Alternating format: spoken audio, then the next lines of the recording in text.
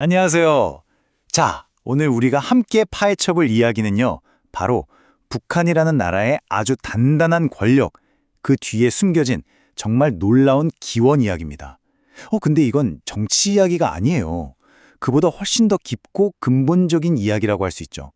네, 그럼 지금부터 그 미스터리의 가장 핵심으로 한번 바로 들어가 보겠습니다. 바로 이 질문이 오늘의 핵심입니다. 한번 보세요.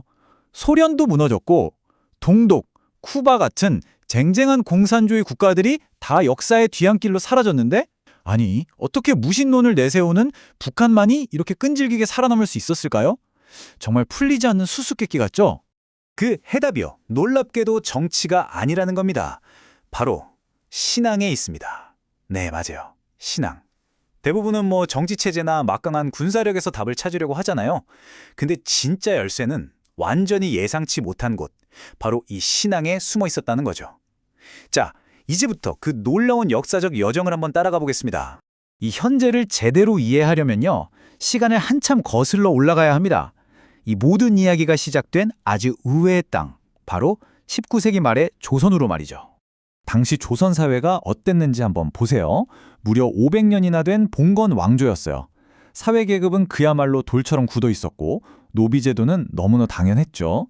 심지어 여성은 이름조차 없는 경우가 허다했고 특히 이 서북 지역 사람들은 대놓고 차별받고 소외당했습니다. 뭐랄까 숨막히는 사회였죠. 당연히 뭔가 새로운 변화에 대한 갈망이 들끓을 수밖에 없는 그런 환경이었습니다. 자, 이 표를 보시면 그 대비가 정말 극명하게 드러납니다. 한쪽엔 태어날 때부터 정해져서 절대 바꿀 수 없는 운명과 억압이 있고요. 다른 한쪽엔 신 앞에서는 우리 모두가 평등하다. 그리고 개개인이 구원받을 수 있다는 그야말로 혁명적인 메시지가 있었던 겁니다. 이러니 당시 사람들에게 기독교라는 새로운 사상이 얼마나 급진적이고 또 얼마나 매력적으로 다가왔을지 이건 그냥 한눈에 딱 보이지 않나요? 그러니까요, 기존 시스템에서 가장 철저하게 외면당하고 배제되었던 사람들, 바로 그들이 이 강력한 새로운 메시지를 누구보다도 열정적으로 받아들인 겁니다. 생각해보세요. 어차피 잃을 것도 없는 사람들한테 기독교는 그냥 종교가 아니라 말 그대로 희망 그 자체였던 거죠. 자, 그럼 이제부터 정말 흥미로운 지점으로 넘어가 보죠.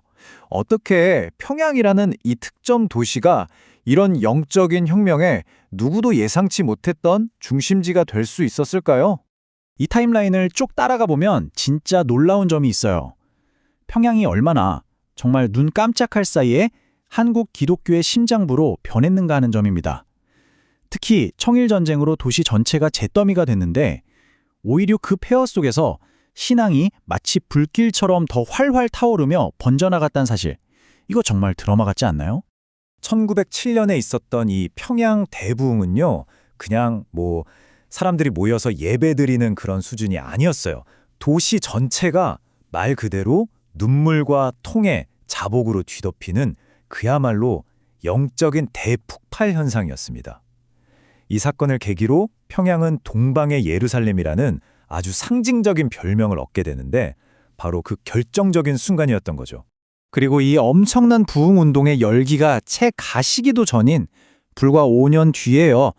바로 이 도시, 평양에서 훗날 이 모든 기독교를 뿌리째 뽑아버리려고 했던 한 남자가 태어납니다.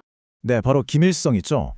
이제부터는 그가 어떻게 자신이 자라온 이 기독교 세계의 작동 방식을 완벽하게 흡수해서 전혀 새로운 무언가를 만들어냈는지 그 과정을 한번 들여다보겠습니다.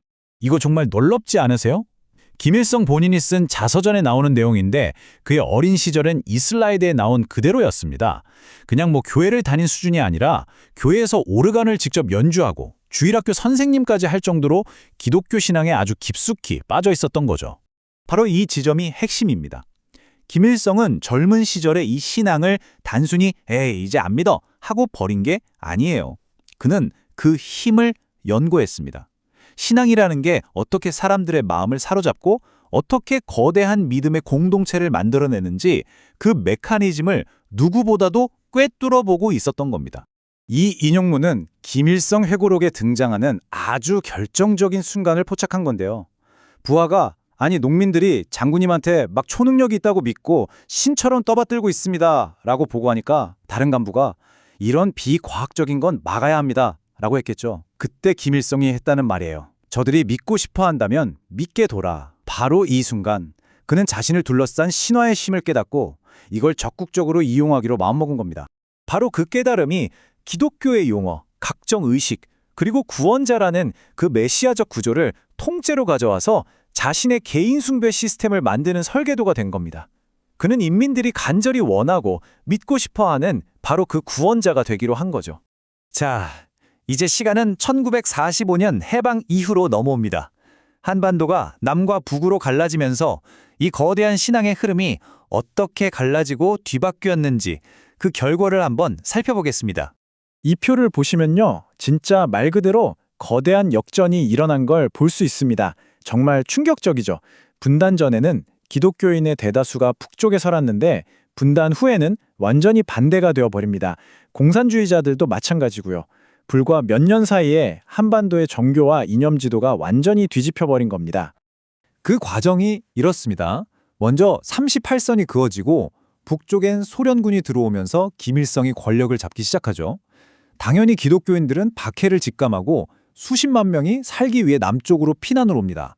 그리고 이 북에서 내려온 사람들이 자신들의 그 뜨겁고 보수적인 신앙을 그대로 가져와서 남한에 뿌리 내리게 되는데 이게 오늘날 한국의 대형 교회들의 뿌리가 되는 경우가 많습니다.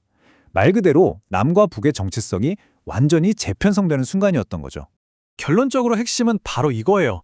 남한이 뜨거운 신앙을 가진 피난민들로 일해 새로운 기독교의 중심지로 떠오르는 동안 북쪽에서는 기독교인들이 빠져나간 그 거대한 영적인 공백이 생겨버린 거죠. 그리고 김일성은 바로 그 자리를 기독교의 형식을 빌린 자기 자신에 대한 숭배로 완벽하게 채워 넣은 겁니다.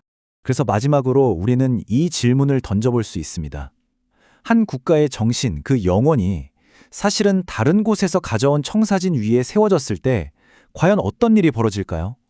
이 기나긴 역사의 유산이 오늘날 한반도에 어떤 모습으로 남아있는지 이건 우리가 앞으로도 계속해서 고민해봐야 할 문제가 아닐까 싶습니다.